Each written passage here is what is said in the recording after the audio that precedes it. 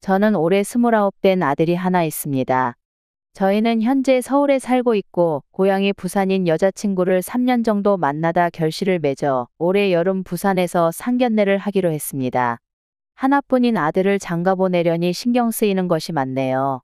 저는 상견례 때 사돈어른 되실 분들에게 작은 선물을 준비하려 하는데 아들은 그럴 필요 없다고 합니다. 본인들이 양가 선물도 준비하고 식사 비용도 알아서 하기로 했다고 하고요. 아이들이 어련히 알아서 준비하겠거니라는 생각은 하지만 부모 마음이 또 그렇지가 않더라고요. 혹시 자식이 결혼할 때 제가 준비해야 할 것이나 조심해야 할 것이 있을까요? 상견례는 자녀와 부모의 일생일대에서 중요한 행사 중 하나입니다. 인터넷 검색창에 상견례라는 키워드를 입력하면 선물부터 예절, 옷차림까지 검색이 됩니다. 그만큼 상견례는 결혼 전 양가 부모들이 공식적으로 만나는 첫 자리니만큼 신경 써야 할 부분들이 분명히 있습니다. 먼저 자녀의 상견례 자리에서 가장 조심하셔야 하는 부분은 상대방의 자존심을 건드리지 않는 것입니다. 첫째는 말조심인데요.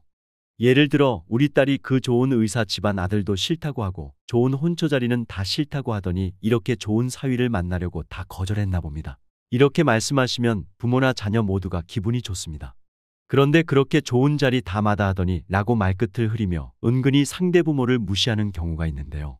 그러면 아들 가진 부모 입장에서는 그래서 우리 아들이 별로라는 말인가 라며 기분이 상하게 됩니다. 설사 내 기준에는 조금 부족한 사위 며느리라도 내 딸이 내 아들이 좋다고 데려온 사람입니다. 그들의 인연인 것이죠. 그래서 말 한마디에 천냥빚도 갚는다는 옛속담처럼 어차피 반대할 것도 아니고 상견례 자리까지 나가셨다면 이왕이면 칭찬의 말, 감사의 말을 많이 하시는 것이 좋습니다. 두 번째는 상견례 비용입니다. 상견례 밥값도 누가 낼지 미리 정하고 가시는 것이 현명합니다. 누가 내겠지라는 생각으로 나갔다가 괜히 계산할 때 서로 눈치 게임을 할 수 있는데요. 제일 좋은 것은 자녀들에게 미리 정해놓으라고 이야기해 놓는 것입니다. 어디에서 언제 할 것이며 비용은 반반 낼 것인지 어느 쪽이 낼 것인지 그쪽 부모님께도 양해를 구해서 너희들이 정해서 와라. 이것이 가장 좋은 방법입니다. 예전에 서울에 사는 제 지인이 상견례를 하러 지방에 갔는데 특별히 비용을 누가 낸다는 이야기 없이 갔다고 합니다. 그런데 지방으로 가는 아들 집 부모 입장에서는 우리가 이렇게 멀리까지 가면 당연히 맞이하는 쪽이 비용은 부담하겠지 라는 기대를 했는데 막상 가서 보니 딸 집 부모들은 당연히 남자 쪽이 내야지 라며 식사 후 바로 나가버렸다고 하는데요. 그렇게 다시 서울로 올라오는 기차 안에서 이 아들 집 부모는 너무너무 속이 상했다고 합니다.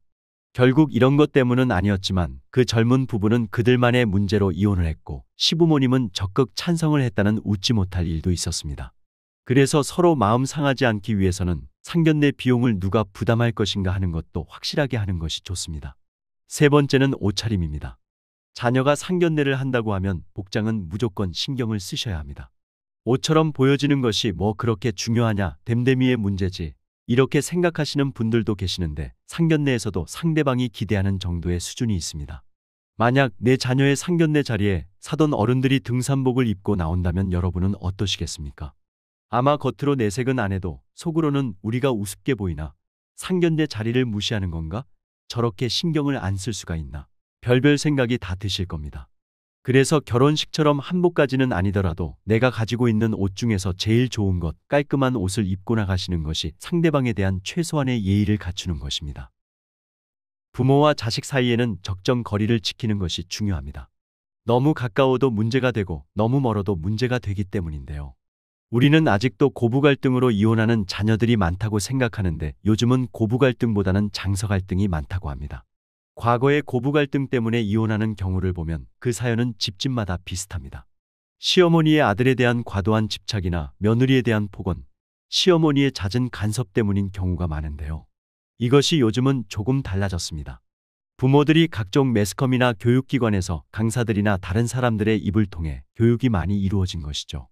그래서 아들을 결혼시키면 먼저 찾아가서도 안 되고 전화도 하지 말고 손주가 보고 싶다는 이유로 절대 먼저 비번을 누르고 들어가서도 안 된다. 이런 교육들이 이루어지면서 우리 시대 부모님들이 아들 며느리에게 일이 있을 때는 동의를 받아야 된다는 개념이 상당히 자리 잡게 된 것입니다. 그런데 이것과는 대조적으로 최근에는 장서 갈등이 문제가 되고 있다고 하는데요. 예전 우리 때를 생각해보면 처가는 딸을 결혼시키면 보낸다는 의미에서 딸 집에도 자주 가지 않고 관여가 적었습니다. 그러다 보니 상대적으로 사위와 장모가 부딪힐 일도 없었던 것이죠. 그런데 지금은 처가에서 특히 장모님이 딸 집에 관여할 일들이 많아졌습니다. 왜 그럴까요? 바로 육아 때문인데요. 과거에는 결혼 전에 간단하게나마 살림하는 것을 배우고 갑니다. 그래서 과거의 여성들의 꿈을 물어보면 현모양처라는 대답도 꽤 많았습니다. 가끔 드라마에서 굉장히 부잣집에 시집가려면 요리학원에 등록해 우리는 들어보지도 못한 어려운 요리들을 배워가는 것처럼 말이죠. 그런데 지금은 그렇게 해서 결혼을 시키는 경우는 없습니다. 상식적으로 딸을 가사도우미로 보내는 것도 아닌데 굳이 설거지나 청소, 요리를 가르쳐 보낸다는 개념이 싹 사라진 것입니다. 남자와 여자 모두가 똑같이 일을 하고 사회적으로 성공할 수 있도록 평등하게 기르다 보니 남자와 여자가 결혼은 하지만 가사분담이나 아이 양육에는 문외한이 될 수밖에 없는 것입니다. 그러다 보니 결혼해서 반드시 해야 하는 사소한 집안일조차도 그들에게는 전쟁 그 자체입니다. 사실 집안일보다 더 큰 문제는 아이를 낳게 되는 경우인데요. 아이를 낳게 되면 딸도 사위도 일하고 집안일도 하면서 애까지 키워야 하다 보니 결국 상대적으로 딸 입장에서 편한 친정엄마에게 도움을 요청하게 됩니다. 그렇게 친정엄마가 딸 집으로 가게 되어 살림도 도와주게 되고 아이도 돌봐주는 경우가 생기게 되는 것이죠. 현실이 이러하다 보니 결국 사위와 딸이 매일 접촉하고 만나는 사람은 시부모님이 아니라 친정 부모님입니다. 이러한 이유로 최근에는 장서 갈등이 새로운 화두로 떠오르고 있는 것입니다.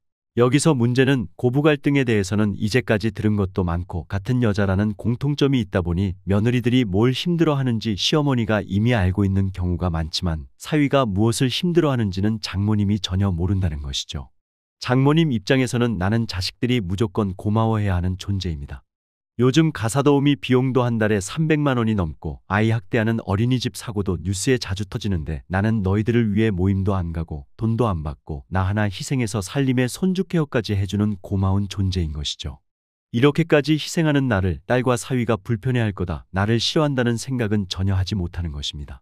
그런데 이런 생각을 한번 해보시면 좋겠습니다.